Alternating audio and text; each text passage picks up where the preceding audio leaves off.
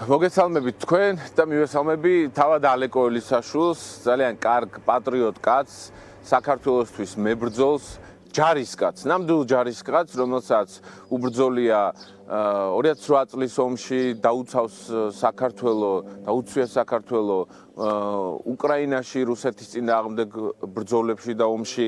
ალეკო ელისაშვილი არის ფიცხი ადამიანი, ხშირად ძალიან ემოციური, მაგრამ არის ვაჟკაცი და პატრიოტი. აი კაცი თუ ვინმეს ეთქმის საერთოდ ამ დიდ საჯარო ცხოვრებაში, მათ შორის ეთქმის ერთ-ერთი პირველი ალეკო ელისაშვილს. ადამიანი, რომელსაც უკანა არასდროს არ დაუხევია, რომელსაც ხო თურმე მუშტიც ძალიან კარგად უწრის, შეიძლება შევაფასოთ, შეიძლება თქვათ, შეიძლება ობიექტურმა გამოძიებამ თქვათ, რომ რაღაც გადაცდომა ჰქონდა ადგილი, დანაშაული, მაგრამ ეს ვერ შეიძლებოდა ყოფილიყო ტერორიზმი. ის, რასაც დღეს ივანიშვილი აკეთებს ალეკო ელისაშვილის წინააღმდეგ, ეს არის მხოლოდ და მხოლოდ შურისძიება. იმ თუნდაც ძალიან თამამი განცხადებების გამო, რაც ალეკო ელისაშვილს გაუკეთებია პერსონალურად ივანიშვილის წინააღმდეგ. მათ შორის მამუკა მდინარაძის პირადი შურისძიება ალეკო ელისაშვილის წინააღმდეგ. ყველა ამ ერთიანი ბანდის ანტიქართული, ანტიეროვნული ბანდის შურისძიება ალეკო ელისაშვილზე. რისთვის სჭირდებათ ეს ყველაფერი? საიდან მოიფიქრეს საერთოდ ეს ტერორიზმის? უბრალოდ ტერორიზმი იყო მართლა 11 სექტემბერი და ტერორიზმი იყო, რა ვიცი, გაუბედურებული ასობით ადამიანი და ოჯახი და სხვათა შორის პირველი პოლიტპატიმარია საქართველოში, რომელსაც ტერორიზმის ბრალით იჭერენ, მაშინ როცა აქტი არ ჩაუდენია, აქ თუ ტერორიზმზე ვილაპარაკებთ, მახსენდება ჩვენს ქვეყანაში მაგალითად შევარდნაძეზე არაერთი თავდასხმა ტერორისტული აქტები. ეს ადამიანები ახლა ამ ტერორისტული აქტის მომწყობის იგორ გიორგაძის პარტნიორები უფრო არიან ქართული ოცნებიდან, ვიდრე საკუთარი თანამოქალაქეების და იმ პოლიტიკოსების, რომელთაც ემუქრება ახლა მრავალწლიანი ციხე.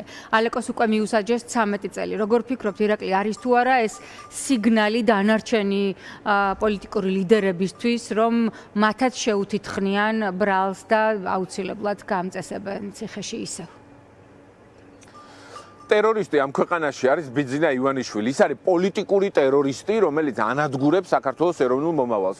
ივანიშვილმა ამ წლების განმავლობაში შეძლო ის, რომ გაძარცვა სახელმწიფოს ბიუჯეტი და ანი ქავთარაძე წერდა ახლა სოციალურ ქსელში, რომ აი ჯანდაცვის მინისტრის მოადგილეები რო დაიჭირეს, რეანო მობილების ფული რო აქვთ 2 მილიონი, ერთმა კაცმა რო 2 მილიონი მოიპარა. ის არის ჩვეულებრივი მკვლელობა ადამიანების. იმის გამო რომ რეანო მობილი არ ხავდა მუნიციპალიტეტებს და ადამიანები მოკვდნენ. ეს უბედურება იმის გამო, რომ გაძარცვა ჯარი ივანიშვილის დამქაშებმა და მონებმა, ამის გამო ვინ იცის რამდენი ტრაგედია მოხდა, იმიტომ რომ ჯარისთვის ტომოგრაფიის აპარატი არ ჩაიტანეს. ამბულატორიები რო გაძარცვეს, გზა არ გააკეთეს. ანუ უამრავი რაღაცა, ყველაფერი გაძარცვეს ამ ქვეყანაში. ბაღი და სკოლა რო არ არის სარცად. კლინიკები და საავადმყოფოები რო არ არსებობს, ყველაფერი რო არ გაყიდეს, დაანგრიეს და საკუთარ კორუფციულ ტენდერებში ჩაახშვეს. თუ რამე არის ტერორიზმი და თუ რამე არის გენოციდი ქართველი ხალხის, ეს არის ის, რასაც ივანიშვილი აწყობს. ეხლა მაგალითად გურიაში ვიმყოფები და თითოეულ სოფელში და თითოეულ კონკრეტულ დასახლებაში დანგრეულია თეა საბავშვო ბაღიც და სკოლაც. ამბულატორია არ არის არცად თითქმის. საბავშვო ბაღები დანგრეულია, არსებული რაც იყო დანგრეული და სკოლები დანგრეულია.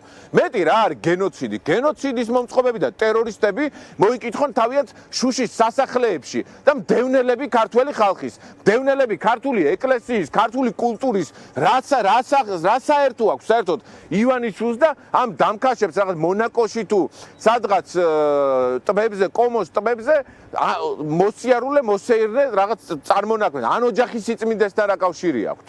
ან როგორ შეიძლება ოჯახის სიწმინდეზე ლაპარაკობდეს ივანიშვილი, დაანგრია, დედაუტირა საერთოდ ყველანაირ ინფრასტრუქტურას, რომელიც ოჯახს უნდა აძლიერებდეს. სამუშაო ადგილები იქნება თუ რამე. ამ ვითარებაში მე მათ საერთოდ რა პატივისცემა, რის მორიდება, ანუ არაფერი. არანაირ პატივისცემა მათ მიმართ არ შეიქმნა, ისინი არიან ნამდვილი ტერორისტი, პოლიტიკური ტერორიზმი. არის რასაც ივანიშვილი აკეთებს და მისი დამქაშები. და აქეთ ხარეს, რა თქმა უნდა, მოლოდინი ის რომ რეპრესიები იქნება მძიმე, პოლიტიკურ ლიდერებზე დევნა და გადაწყვეტილებები იქნება მძიმე. რა თქმა უნდა, ეს არსებობს. თეა, ეს მოლოდინი არის, არავის არაფერს არ ეშინია და ჩვენ ნებისმიერ გამოწვევას, რომელიც ჩვენს გარშემო იქნება, შევხვდებით ვაჟკაცურად და კაცურად, ისევე როგორც შეხვდა ალეკო ელისაშვილი. და არა ისე, როგორც თავად ხვდებიან ქართული ოცნების წარმომადგენლები ერთმანეთს სანამ ჩეხავენ, ერთმანეთს ზურგში დანაჩაარტყამენ, ერთმანეთს ბრძოლის ველზე მიატოვებენ, რო იძახიან ამდენი წლის განმავლობაში.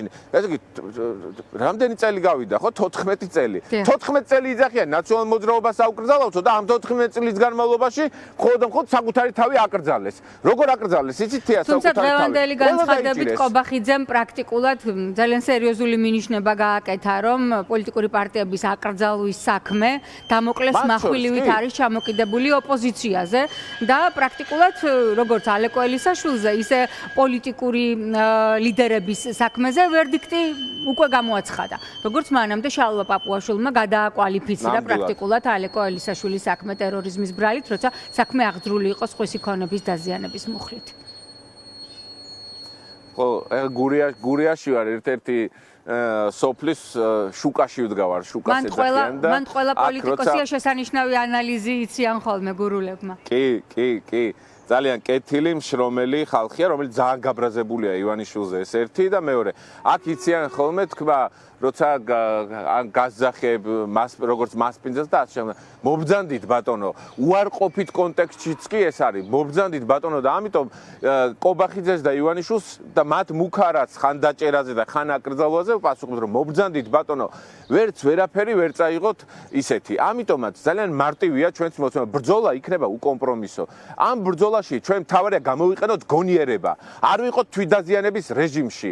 არ გადავდგათ ისეთი ნაბიჯები, რომელიც ივანიშვილს პირიქით ჭირდება ოპოზიციის დასასუსტებლად მათ შორის. ამიტომ პრაგმატული, რაციონალური, უკომპრომისო ბრძოლა უნდა აწარმოოს ოპოზიციამ და ლელო ამის მაგალითია, რომ არც ერთ ბრძოლის ველს არ გამოუტოვებ წინააღმდეგობის გარეშე, რეპრესიების ქვეშ ვართ, კი ვართ. ეს ამან არ უნდა შეგვიშალოს ხელი, არ უნდა შეგვიშალოს ხელი და არ უნდა გვაწუწუნოს იმაზე, როგორც თქვენი სამოქმედო გეგმა.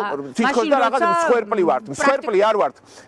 კი, პრაქტიკულად ყოველდღიურად როცა პოლიტიკურ ლიდერებს აპატიმრებენ და დაპატიმრების პერსპექტივასაც ხედავთ კიდევ ერთხელ დაადასტურა ეს ირაკლი კობახიძემ, რა არის თქვენი სამოქმედო გეგმა, რატომ ხართ რეგიონებში მაგალითად მოგვიყევით და რა სურათი თქვენ ნაწილობრივ ამაზე ისაუბრეთ, მაგრამ რას ამბობს ხალხი, რას ელის ყველაზე მეტად ოპოზიციისგან საზოგადოება, მათ შორის რეგიონებში?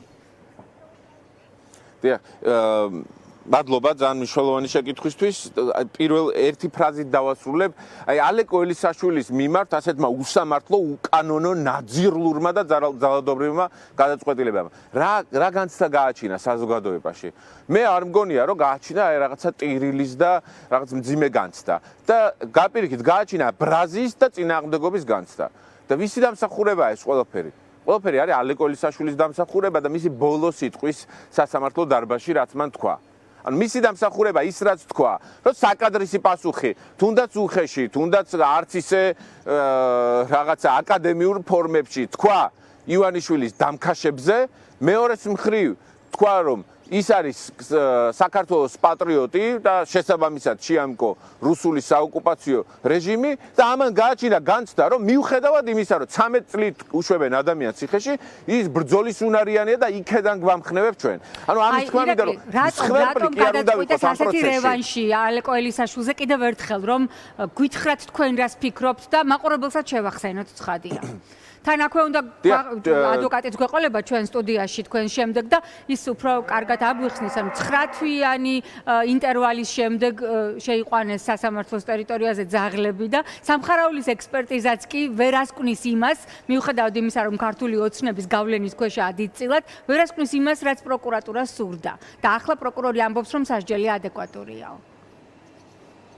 რა თქმა უნდა, ეს მოდი ავიღოთ ესე. ვინ არის ალეკო ელისაშვილი? ალეკო ელისაშვილი არის ყოფილი ჟურნალისტი, პოლიტიკოსი, სამხედრო საქმით გატაცებული ადამიანი, ვეტერანი, ცხინვალის და 2008 წლის ომის მონაწილე უკრაინაში რუსეთის წინააღმდეგ ომის მონაწილე, პატრიოტი, მებრძოლი, ძალიან მაგარი ჯარისკაცი და ადამიანი.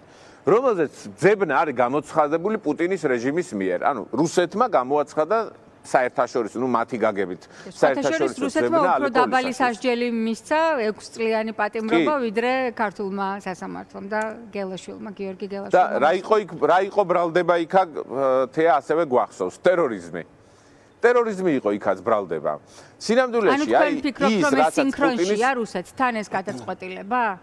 თითქმის დარწმუნებული ვარ, იმიტომ რომ ბიძინა ივანიშვილს ჩვევია ხოლმე, რომ მიიღებს ისეთ გადაწყვეტილებებს, რომელიც ერთ-ერთში იმეორებს პუტინის, პესკოვის, ზახაროვას და 1000-ნაირი ჯურის ნაძირალის წინასწარ ნათქვამ პოზიციებს და ეს არის ერთგვარი ძღვენი ივანიშვილის მხრიდან. ერთი ძღვენია, მეორეს მხრივ არის ბრაზილის ბოღმის შურისძიების სახელმწიფო, ბოღმიანი და შურისმაძიებელია ივანიშვილი და ეს მრავალგზის, მაგრამ ნათესავები რო დააჭერინა საკუთარი სახლის მშენებლობაზე, საკუთარი ნათესავები რო დააჭერინა, აი ეგეთი ბოღმიანი არსებაა.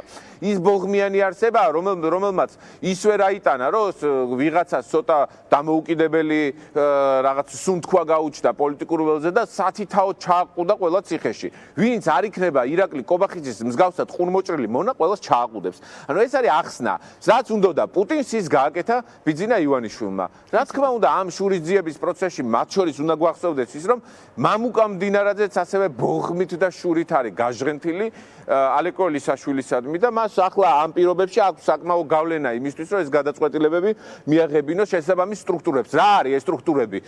ივანიშვილის პროკურატურა, რომელიც კერავს და ჭრის წარმოუდგენელი უსინდისობით და მეორე მხარეს მურუსიძის სასამართლო. მურუსიძის სასამართლო როგორც შეიძლება იყოს ობიექტური.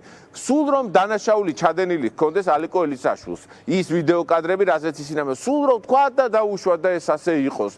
ეს არ არის ტერორიზმი, ეს არის ტერორიზმი, მაგრამ გამოგონილი საერთოდ სიგიჟე იმისთვის, რომ შემდეგ მოდგნენ ვიღაცა აი ვინ ავიღოთ მაგალითად შალვან ათელაშვილი არანაირ კავშირში მყოფი არც ჩვენს კოალიციასთან არის და შალვან ათელაშვილი უთხრა რომ შენ ხარ ტერორისტი.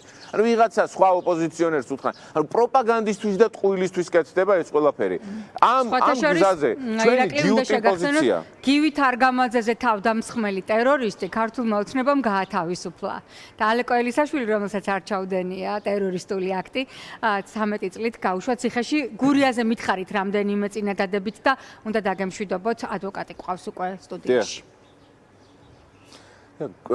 მე ვცდილობ რომ ვიმოძრაო რეგიონებში და ზაფხულის პერიოდი აქტიურად გამოვიყენო, სანამ სოფლებში უფრო მეტი ხალხმრავლობაა. სოფლების ძირითადი ნაწილი დაცარიელებულია, უნდა ითქვას რომ სიღარიბე იმდენად მძაფრია თეა, რომ ადამიანებს აღარ ერიდებათ იმის აღიარება, რომ მათი შვილები შიმშილობენ. დანგრეულია სკოლები, საბავშვო ბაღები, ამბულატორიები, რომლებიც სხვათა შორის ძალიან საინტერესოა, დაანგრიეს 5-6 წლის წინ. ანუ აქამდე სკოლები და ბაღები აქ არსებობდა, დაანგრიეს, დაპირდნენ ადგილობრივ მოსახლეობას, თითქმის ყველა სოფელში. დაპირდნენ ადგილობრივ მოსახლეობას, რომ გააკეთებდნენ რეაბილიტაციას, მაგრამ აღარ გააკეთეს. საერთოდ დანგრეული დატოვეს და უბრალოდ საცხოვრებელი გარემო აღარ არსებობს აქ. ეხ სოფლები აქ ჩოხატაურის პირველი საშუალო სკოლა ჩოხატაურში. დიახ. რა თქმა უნდა და ამის მაჩვენებელია თეა რომ რამდენიმე სოფელი სადაც შემოვიარე, სკოლებში პირველ კლასში მოსწავლე აღარ შევიდა. მოსწავლე აღარ ყავთ, იმიტომ რომ იქ უნდა იაროს სადღაც 3 სოფლის დაშორები, წარმოუდგენელი ამბავი ხდება. იგივე ხდებოდა მაგალითად ბათუმში, გონიოს ტერიტორიაზე. გონიოში დაანგრიეს ერთადერთი საბავშვო ბაღი იყო გონიოში, რომელიც ემსახურებოდა გონიოს, კვარიათს, სარფს, ახალსოფლის დასახლებას და მეურნეობის დასახლებას ეძახიან. წარმოიდგინეთ, 5 დასახლებას ემსახურებოდა ერთი საბავშვო ბაღი. დაანგრიეს თეა და აღარ ააშენეს. განათლების სისტემის იმ რეგიონში. მე ამას ვეძახი. ეს არის ქართველი ხალხის გენოციდის მცდელობა. მართლა ამას დარწმუნებული ვარ, სხვანაირად არ გაკეთდებოდა. სკოლები, მაგალითად, ჯურუყვეთის თემი, ესეთი ლანჩხუთის რაიონში არსებობს თემი, ესეთი ჯურუყვეთის თემი და რამდენიმე სოფელი. ესე იგი, 2 სკოლა და 1 საბავშვო ბაღია დანგრეული.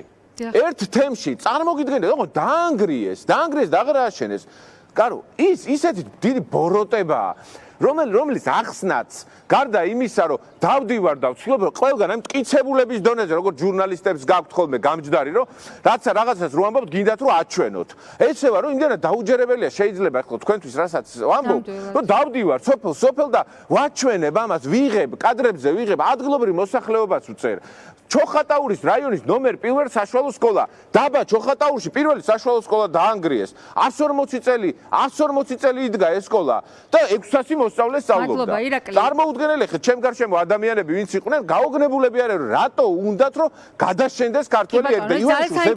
და უფლებას ჩვენ არ მივცემთ არანაირ კი ბატონო, ძალიან საინტერესო თემაა და მასალა, რომელსაც აგროვებთ, იმედია TV1-ს გადმოსცემთ და აუცილებლად ჩვენც ჩავერთვებით ამ ამბების გაშუქებაში. ველოდებით თქვენგან სიახლეებს რეგიონებში ვიზიტის პარალელურად. დიდი მადლობა ირაკლი კუპრაძეს დაგემშვიდობებით და გავაგრძელებთ სტუდიაში საუბარს გიორგი რეხვიაშვილი